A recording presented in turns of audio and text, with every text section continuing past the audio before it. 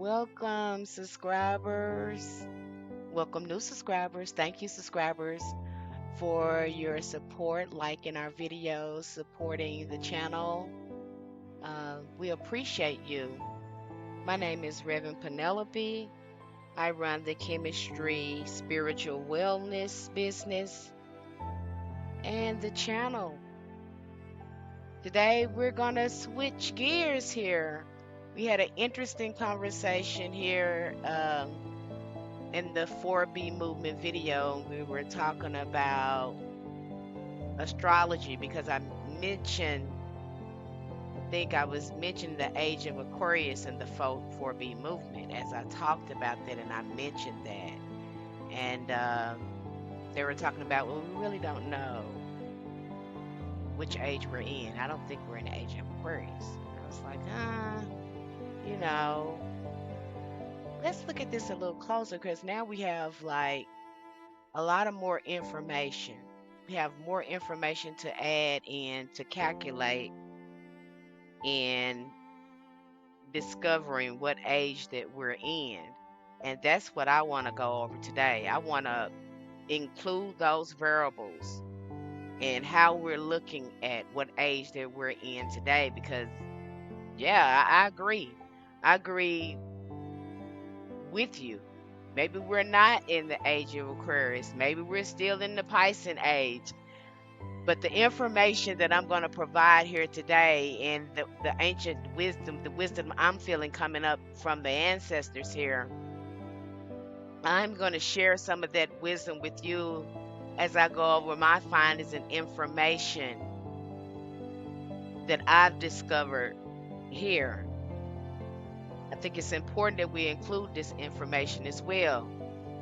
And what was mentioned in the discussion is the patriarchs always talk about the age of Aquarius. That is the patriarch structure. I think that was the emphasis on that conversation, and that was a smoking gun for me because again, we're looking at it from a patriarch view, and that's important. Maybe we need to change the way we are looking at it, and so that's what I'm going to talk about today.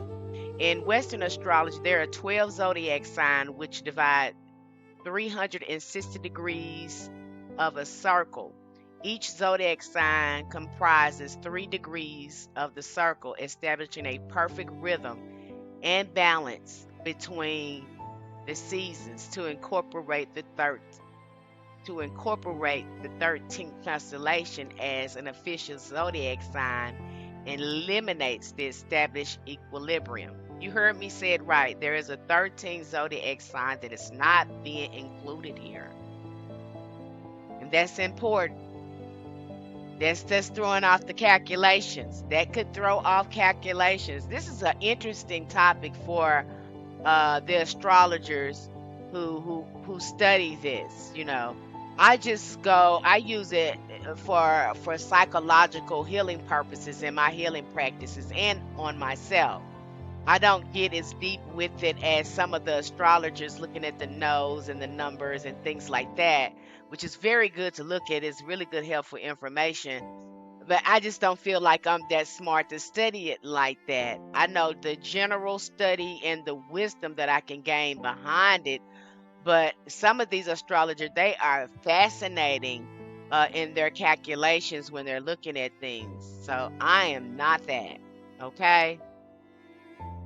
The system works with the fixed, unchanging points that keep the zodiac stationary and is marked by 4 seasons: spring, summer, autumn, and winter.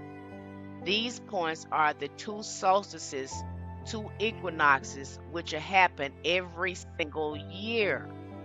So the patriarchs, they set that up. And as we go on with this is really going to be a very interesting, juicy video, I think, for the astrologers looking at it from this perspective. An astrological age is a time period which, according to astrology, parallels the major changes in the development of human society, culture, history, and politics. There are 12 astrological ages corresponding to the 12 zodiacal signs in Western astrology. Okay, so they have put this here. They have set up these astrological signs, these so-called astrological ages. So we have to beg the, is that really a thing? Because see, they made this up. They came in and they made up the astrological ages. So let's let's put that out there. let's check mark that. So that's another thing to consider in our calculations. However, the ages are said to be approximately 2,160 years. That corresponds to the average time it takes for a vernal equinox. Again, when we're looking at the vernal equinox, we're talking about the study of the sun and the way it's moving through the constellations. That's just a fancy way of saying that. Should we be looking at the sun though? Really, should we though? Should we be looking at the sun? Because again, this astrology, the study of this comes from a matriarch, ancient matriarch culture. The study of astrology, we have to understand that and stop taking the patriarch ideas and definitions of this and start looking at more of the lunar side of it. I don't want to get ahead of myself here. Some astrologers believe that during a given age, some events are directly caused or indirectly influenced by the astrological sign associated with the age, while others believe that, hey, there's no influence at all. But we do what we can agree on is that our ancestors were using this to tell time and to mark when events happen, important events happen. So we can agree upon that because it's here for a reason. We have it here. Okay? Astrologers do not agree upon the exact dates for the beginning or the ending of the ages, with given dates varying by hundreds of years. This is because we are missing the 13th Zodiac. This is why it is off. Oh, this is going to be juicy. This is going to be a juicy video. That's why it is off. Some say we are in the age of Pisces that represent the faith, belief, sacrifice, and religion. This is where things get a little tricky. Some believe that we have moved out of the age of Pisces and have been in Aquarius for a while. I think both are correct to a certain degree, and this is why I say that. The technology and information that is available to us today is not new.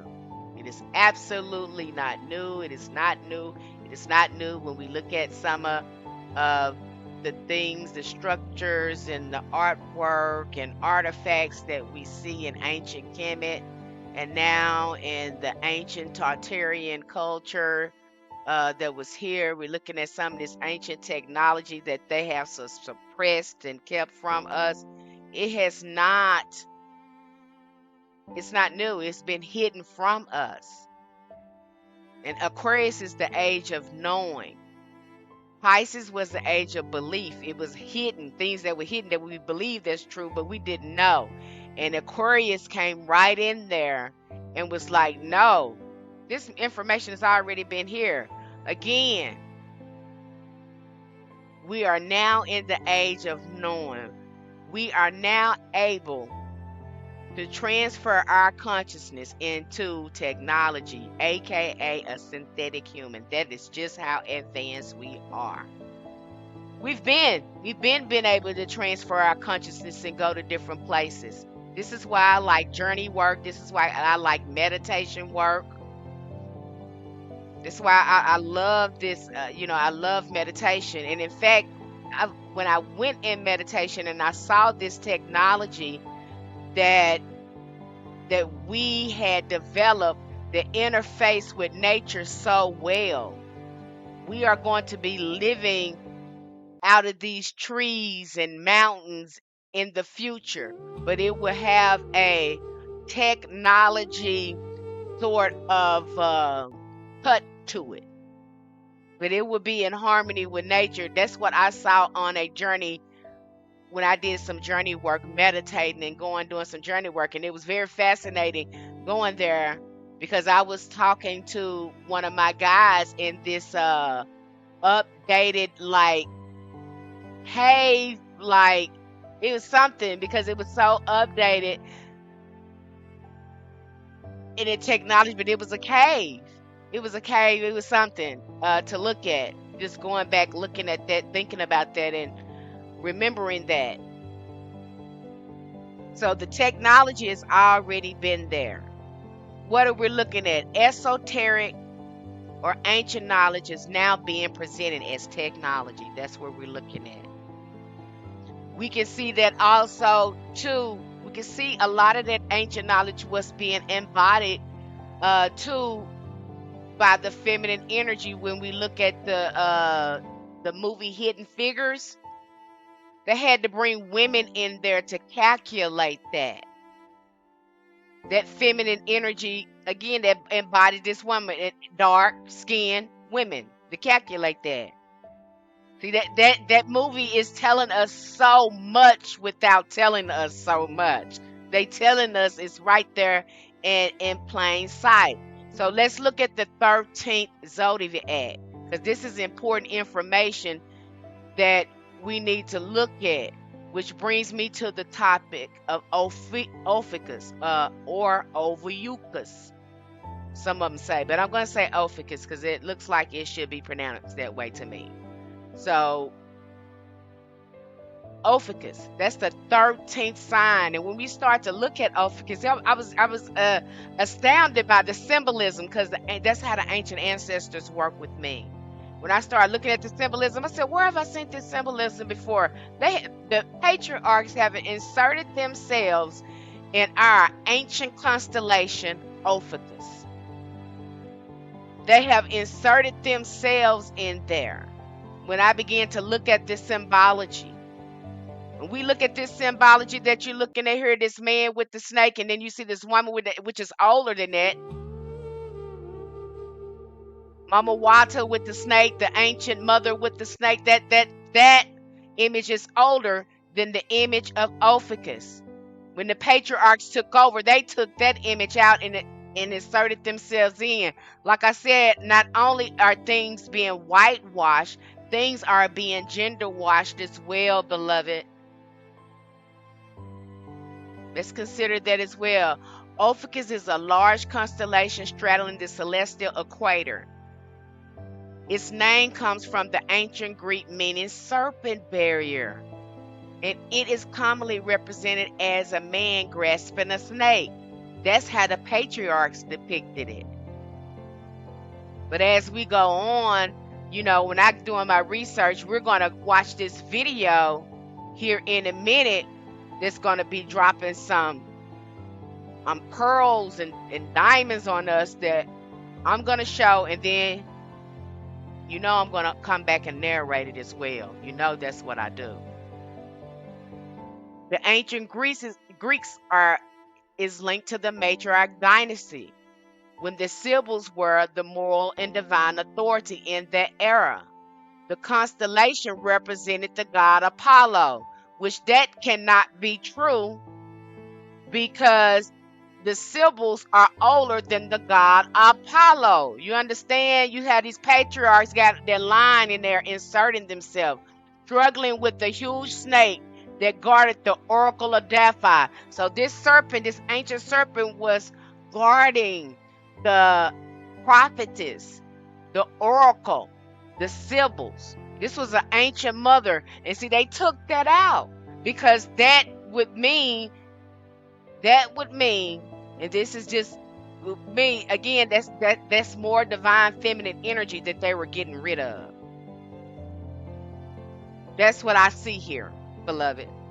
That's what I see here. We know that serpents represent the matriarch culture. It is important that these factors be considered while trying to calculate the age we're in now. When the patriarchs took over, they diluted the esoteric and spiritual knowledge. That's why you see, we talked about Session, how they came in and talking about thought. He did this, he did that. No, Seshat created all of that. She taught him. He came here to teach man.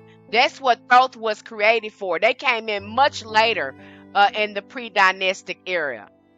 They came in much, much later. Much, much, much later. They reset history. We've already talked about that. These variables should be considered. These variables should be considered. Now, this would provide a new calculation if we were to include the lunar cycle as a true variable to answering the questions what present age we are in. I myself is just coming into this awareness. Let's think for a moment. If things worked around a 28-day cycle that was in sync with the menstrual and moon flow, lunar cycle, the menstrual flow of women and the lunar cycle, this would probably provide surprising results. I'm not an astrologer. I'm only providing variables that could possibly provide answers for the missing pieces of information we need to get the correct calculations. I hope I'm making sense here. I hope I am making sense here. Okay?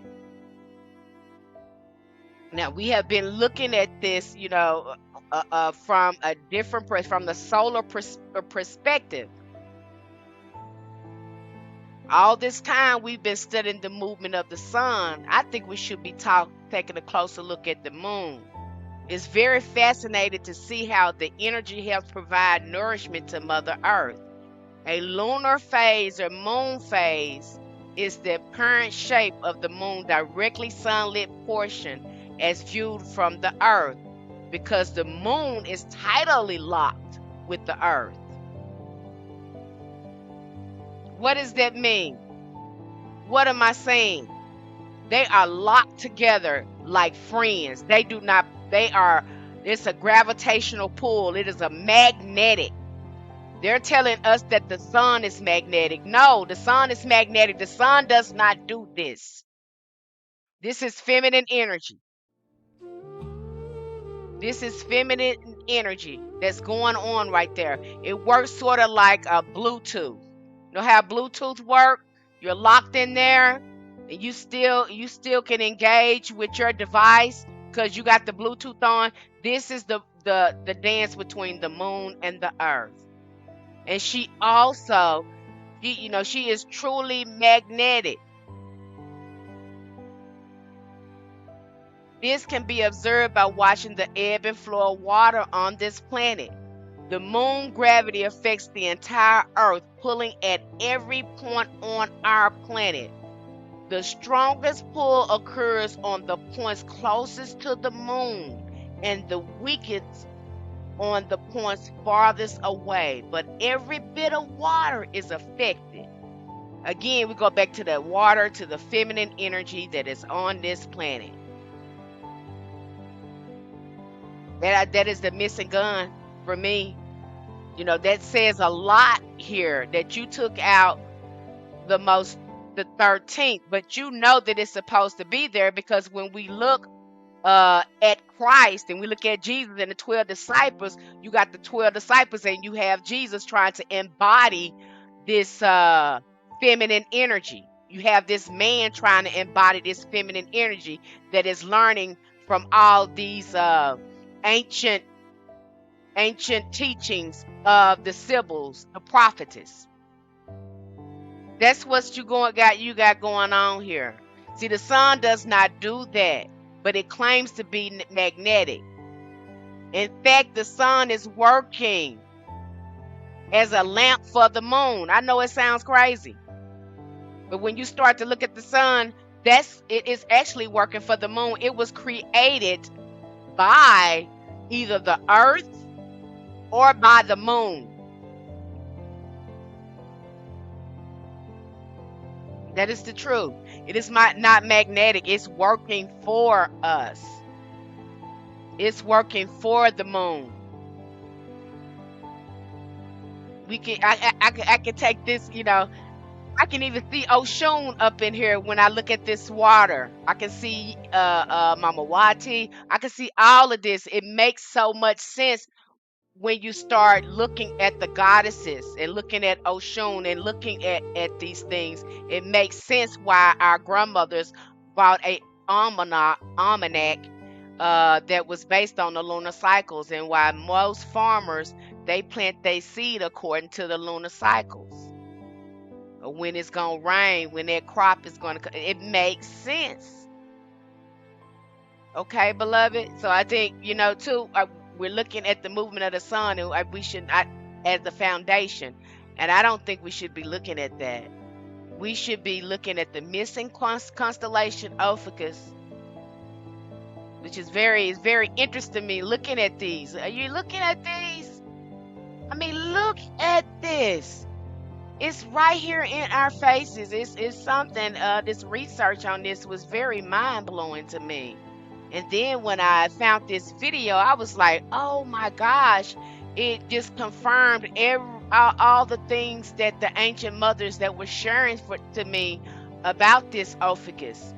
When I read, I was like, this was just a theory for me, what I was picking up. And then when I find this information, I was like, oh my gosh, this astrologer is talking about the very thing that I was intuitively feeling. So we're going to look at that video in a minute. I'm about to wrap this up. In a minute, we're going to go to that video in just a minute. Ophiuchus, the constellation, represents the serpent bearer and falls in the late degree of Scorpio, early degrees of Sagittarius. Ophiuchus from the legend was known as the great healer and intellectual. And so you see Jesus was embodying that. Okay? And you will see, if you see in here, that is the feminine embodiment energy. That's what you got going there. And if they were to put that in the constellation, that is going to give that feminine, that's going to bring the planet back in balance, because it's not in balance with that it's not in balance with that 12 zodiac. It's not in balance. Now you think hoodoo in number 13 and all that, those numbers are important in hoodoo and in our spiritual workings. Why do you think that's so important in our spiritual workings, and why they are trying to stay away from it? But when we're embodying hoodoo, that's why I say hoodoo is a lot older too. It's a lot older. It's a primitive primordial energy. It's a familiar energy that's passed on. Especially if you're a woman of color. I don't want to get off topic here. I just want to show you the relationship. Okay? So I think that's very important. While ancient myths can inform us the important symbolism, they do not give an indication of the zodiac sign personality traits, planetary ruler elements such as fire, earth, water. Without these, Ophiuchus remain a constellation and not a profile of a human being here on Earth, because it is a divine feminine. Okay? They're keeping that from us. They're keeping that from us. Ophiuchus remains a constellation, not a profile for human and the Earth. It is based on the concept of unus mundus, the universe as a perfect unity. Unus mundus is a philosophy of the underlying unified reality, which everything emerges, into which everything returns. Again, that sounds like the Divine Mother. Again, that sounds the code for Divine Feminine, code for Divine Mother. Why does Ophiuchus not appear in the zodiacal constellation in the horoscope?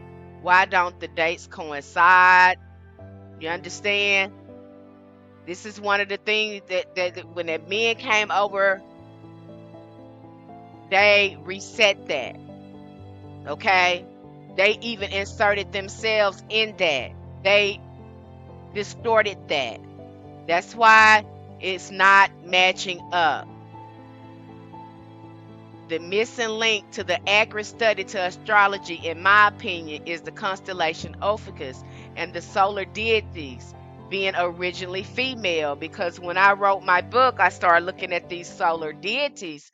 When we look at Hathor, uh, we see she has the sun disk on her head.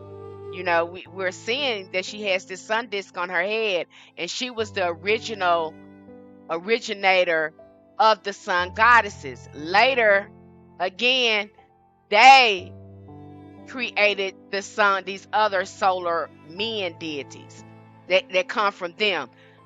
That's why you have this Virgin Mary. You can't have a son without having the woman. You understand what I'm saying here? And that's why I believe that the sun comes from the earth. I hope I'm making sense to you. I know this sounds like wow. It's wild, but our ancient ancestors had a way of putting things, relating things. That's how the esoteric symbolism knowledge sometimes look. Okay, so that is the missing link. When we add in those calculations, we can accurately determine the evolution process we're in. And let's look at the mythical astrology of our ancient mothers. For me, they would have been looking at the moon, because if they were the originators of astrology, and if I was the originator of astrology, I would be looking at the moon, because it relates to me and how I interact with the world. I wouldn't be looking at the sun, because the magnetic pull is the moon. So I would have been looking at the moon and not the sun. It just makes sense for our ancient mothers to be doing that. Again, I can go back to that almanac. That's a hidden little thing no one talks about, but it follows the lunar cycle. And again, that's going to deal with a lot of our psychology as well, our deep psychology as well, when you looking at the moon as well. So I think these factors, we need to look at that. Early Egyptian myths imply that the sun is incorporated with the Linus segment. I saw that too in my research. You'll see that the segment is also one of the sun goddesses as well. You'll see that reflected in her eyes, which makes sense because Leo the lion is a fire sign. So it makes sense, So it makes sense. That's the way my mind works. Because I'm artistic, I can see patterns and relationships and symbolisms in some things. It's just the way my mind works sometimes. It is important that these factors be considered trying to calculate the age we're in now. In astrology, they balance the symmetry, are crucial to understanding their patterns. In the zodiac, we have the system of polarities. So they're trying to control this polarities, like I told you. And that's really to keep this masculine energy coming in here, this patriarch energy coming. They had to shift it like that to keep this patriarch energy coming in here. And see, I believe this is linked to the cosmic mother that was replaced with the Christ consciousness. And see, what Christ consciousness is nothing but righteous thinking. That they changed it to Christ consciousness and pinned it on a man, because like I told you, what this Christ did is went to these ancient temples that were ran by the divine moral authority of these ancient women, and he learned all the healing, because these women had been healing and raising the dead. They had been doing that for millennials. This is their planet. They knew all the knowledge. They knew the metaphysical and spiritual power and the energy here on this planet. They have been doing that since the beginning of time. They were teaching these men they're not from this planet. So I've talked about that. I'm not going to get on that again. So again, they're trying to embody this feminine energy. And again, you can see this play out with this Jesus. He had these 12 disciples. He was the 13th one. This is why the number, again, why we use this number in hoodoo too. When you start to study this esoteric knowledge, you started to study these things, your mind become open. You'll start seeing some of the relationships in this. But this is some of the esoteric knowledge here. And he was trying to embody some of this divine feminine energy. That's what was going on there. And and this is set in the fabric. This 13th Zodiac too, because it's a download that is written in the fabric of Mother Nature that women naturally embody. Okay? It's in nature. You see that with the moon, when you see that with the water, but they have tried to remove that. And the more that we study, the more the number 13, we realize how powerful that number is to us and was to our ancient mothers as well. I told you this video was going to be like, whoa. I told you, because it's the information. Sometimes we think we know. When we deal with spirits, sometimes we think we know and we really don't know. We're just scratching the surface of things. So it's good to keep an open mind and have discussions. I think it's good to have discussions because sometimes you just don't know. Only spirit knows. Okay, and so we didn't even know. I didn't know this information. I wouldn't have included it, but I was like, I have talked about it, but I was like, I need to refresh all of this and include all of this because this information we did not have that we need to include. Ophiuchus represents courage. It represents perseverance, fighting against death. People under Ophiuchus sign can hardly be defeated. Being loyal, steady, they have the strict standard on good and the evil. In addition, Ophiuchus people have their own idea and goal. Always strive forward to challenges with strong motivation. I definitely, I fall in that Ophiuchus category, so I can see some of those attributes within myself as well. So we're going to watch this video and then I'm going to come back and, we're going to talk some more about that video like I always do. As a snake handler or the snake bearer or the snake holder. And that serpent that Ophiuchus is holding is actually the serpent's constellation. So 9 out of 10 times, and not always, but 9 out of 10 times, if somebody has an incarnation in serpents, they usually have an incarnation in Ophiuchus. Not always the case, but it's very common. So why is Ophiuchus depicted as a man? Well, Ophiuchus is a 13th constellation. It was cut out of the zodiac when ancient people stopped following the 13-month lunar calendar, which is actually a more organic calendar than the Gregorian that we're following now. So when they stopped doing that and they wanted to create a strictly mechanical, artificial 12-month calendar with 365 days, they cut out Ophiuchus. Now this has a much more in-depth spiritual esoteric purpose behind it, but I'm not really going to get into that today. I might talk about that in a future video. But suffice to say that it is really a representation of them trying to remove the mother, because Ophiuchus really represents the dark mother, represents the dark goddess. If you look at Ophiuchus, the original depiction of Ophiuchus was actually something similar to the original snake goddess depictions that you will find in Babylon, in Chaldea, in India, in Egypt. The list goes on.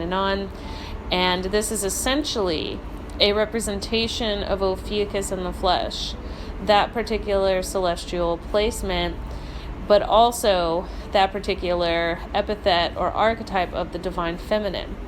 Those who have Ophiuchus as their starseed origin, or those who have Ophiuchus incarnations, especially prominent Ophiuchus incarnations, are going to have a certain frequency that connects them to the Dark Mother. They're going to carry this within their DNA. They're going to have this within the way that they conduct themselves in their day-to-day lives. And really what it does is it adds this sort of dark, chaotic tilt to how they do things. Now, when I say chaos, I don't mean chaos like something evil or bad. I mean the dark potential. I mean the primordial darkness. So there's actually a lot of connection between Ophiuchus and the galactic center, which I already did a video on. If you guys want to check that out, if you haven't seen it yet, I recommend checking that out after you finish this one, because I go into how the Hunaku, or the galactic center, is actually the gateway vortex back to the void. And Ophiuchus is not too far away from the galactic center. And also, Ophiuchus resonates with the number 13 as the 13th constellation. And the galactic center is the 13th gateway, or the cosmic wound. So there's a lot of overlap there. Now, the Dark Mother resonates at the frequency of 13. And so if you notice throughout pop culture, especially in the last couple hundred years, I'm going to say way before TV and radio was a thing, but going back like several hundred years, really starting with the Roman Catholic Church, it's just kind of carried into more modern pop culture, but I digress.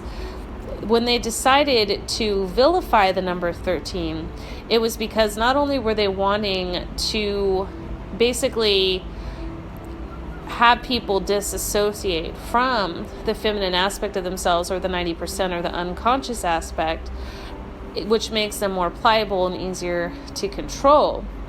But they also wanted to basically dissuade people from dealing with the number 13 as something evil. They wanted to say that number 13 was evil and 12 was good, so that they could basically keep people here. Because if the 13th gate is the ascension out, then it would stand to reason that they would want to keep people from, resonating on the frequency of 13. So it's just common sense, really. And this is what they do all in general. But again, I don't want to go into that in this particular video. But I feel like it's important to mention for the background, because this is really the backbone of Ophiuchus, and how Ophiuchus starseeds and Ophiuchus incarnated beings that have Ophiuchus in past lives really have this in their cosmic records and their cosmic tree. So I feel like it's important to really touch on this. So the energy of the 13 is really the energy of the primordial womb. It's the energy of the current of creation and destruction, represented by holding the serpent, or holding the current of creation and destruction. It also represents in many ways the kundalini rising, as a person is the bearer of the serpent and they've mastered the serpent, so that could represent the kundalini rising as well. Also, Ophiuchus represents the wild woman, or the wild man, or the... Okay, so we're gonna go ahead and dissect this video. Like I said, this video was juicy, and it hit on some topics that I was picking up intuitively from the ancestors. And I ran into this video. I was like, oh my gosh, she's talking about the very thing that I've been picking up while making this video. So, let's just listen, and then I'll jump in here. Bear, or the snake holder. And that serpent that Ophiuchus is holding is actually the serpent's constellation. So 9 out of 10 times, and not always, but 9 out of 10 times, if somebody has an incarnation in serpents, they usually have an incarnation in Ophiuchus. Not always the case, but it's very common. So why is Ophiuchus depicted as a man? Well, Ophiuchus is a 13th constellation. It was cut out of the zodiac when ancient people stopped following the 13-month lunar calendar, which is actually a more organic calendar than the Gregorian that we're following now. So they letting you know, the men came in, they changed the time. So if you're coming in, if you're changing the months, you're taking the 28-day cycle out, because I think the 13 months was on a 28-day cycle. That's what I believe. I believe that. And that's what's throwing everything off. That's why the calculations are not coming up. I don't know if how many astrologers are implementing this in their variables, but this will definitely. I can see this kind of throwing things off because they're changing time. So when they stopped doing that and they wanted to create a strictly mechanical artificial 12-month calendar with 365 days, they cut out Ophiuchus. Now, this has a much more in-depth spiritual, esoteric purpose behind it, but I'm not really. See, she's not going to get into that because, again, they are suppressing the divine feminine. To esoterically, they are suppressing the original spirit, soul on this planet. I hope that's making sense to you. That is the soul. I believe that is the soul constellation of this planet. I'm going to get into that today. I might talk about that in a future video. But suffice to say that it is really a representation of them trying to remove the mother. Because Ophiuchus really represents the dark mother, represents the dark goddess. If you look at Ophiuchus, the original depiction of Ophiuchus was actually something similar to the original. And see, now that I'm looking at that, this makes sense why that lunar eclipse that we just had, it makes sense why it would bring in that energy when that moon, right there in the middle of the day, she came out. So this really lines up and relates so well to that, and how us women are embodying this energy. It's again, it's in the fabric of nature. You can call it downloads, but it's a part of nature, just like you see in nature where animals, they follow the mother. They don't follow the dad. It's a natural instinct for them to follow the mother. It's one of those type of things that's instinctive, built into us. It that's the only way I can explain it. I hope it made sense. Snake goddess depictions that you will find in Babylon, in Chaldea, in India, in Egypt. The list goes on. And this is essentially a representation of Ophiuchus in the flesh, that particular celestial placement, but also that particular epithet or archetype of the divine feminine.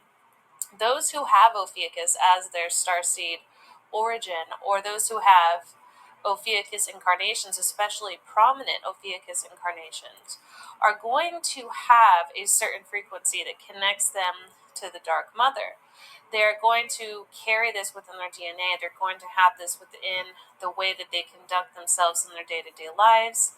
And really what it does is it adds this sort of dark, chaotic tilt to how they do things. Now, when I say chaos, I don't mean chaos like something evil or bad. Now, see, when she's saying chaotic, let's talk here, because I don't want to go back into the psychology. And I think that variable chaotic, let's put up more variables, distinctive variables on there. Let's think if the person was autistic. What if the person was autistic or have some type of psychological ability? That would make them a lot more different. That would give Ophiuchus another spin. So I wanted to include that because we're having new breakthroughs in the mental awareness and explaining the way our mind works. And when we start including autism, and looking at how people mind works, this the variables, I think they should be added. That's all I'm gonna say. I digress.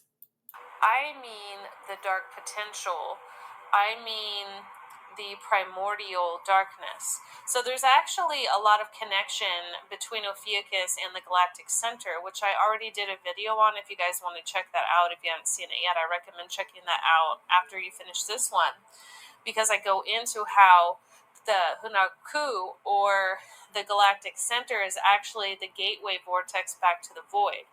And Ophiuchus is not to... Because when she talks about the void, she's talking about the portal. She's talking about the original home center that our mother's souls are at, our ancient mothers are at. This is the original motherboard, so to speak, that void of where all the souls of our mothers, our ancient mothers, come from. We connect with them on because she's using galactic. She's using galactic. So we are interfacing with them on a cosmic level. Okay? Cosmically. We understand where our souls come from, and they come from that region. And I'm talking about women here. I'm talking about you. Okay? Too far away from the galactic center. And also, Ophiuchus resonates with the number 13 as the 13th constellation.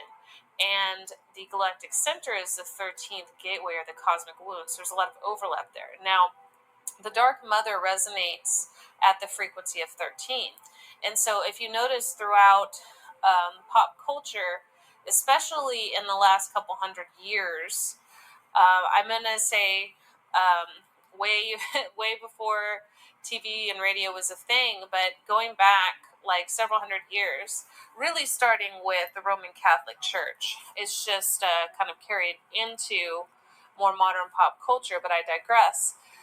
When they decided to vilify the number 13, it was because not only were they wanting to basically have people disassociate from the feminine aspect of themselves, or the 90%, or the unconscious aspect, which makes them more pliable and easier to control. But they also wanted to basically dissuade people from dealing with the number 13 as something evil. They wanted to say that number 13 was evil and 12 was good, so that they could basically keep people here. Because if the 13th gate is the ascension out, then it would stand to reason that they would want to keep people from, resonating on the frequency of 13. So it's just common sense, really. And this is what they do all in general. But again, I don't want to go into that in this particular video. But I feel like it's important to mention for the background, because this is really the backbone of Ophiuchus, and how Ophiuchus starseeds and Ophiuchus incarnated beings that have Ophiuchus in past lives really have this in their cosmic records and their cosmic tree. So I feel like it's important to really touch on this. So the energy of the 13 is really the energy of the primordial womb. It's the energy of the current of creation and destruction, represented by holding the serpent, or holding the current of creation and destruction. It also represents in many ways the Kundalini rising, as a person is the bearer of the serpent and they're mastered the serpent, so that can represent the Kundalini rising as well. Also, Ophiuchus represents the wild woman, or the wild man, or the snake. Okay, so we saw it. And it's really not much for me to narrate here, because she was just great at articulating Ophiuchus.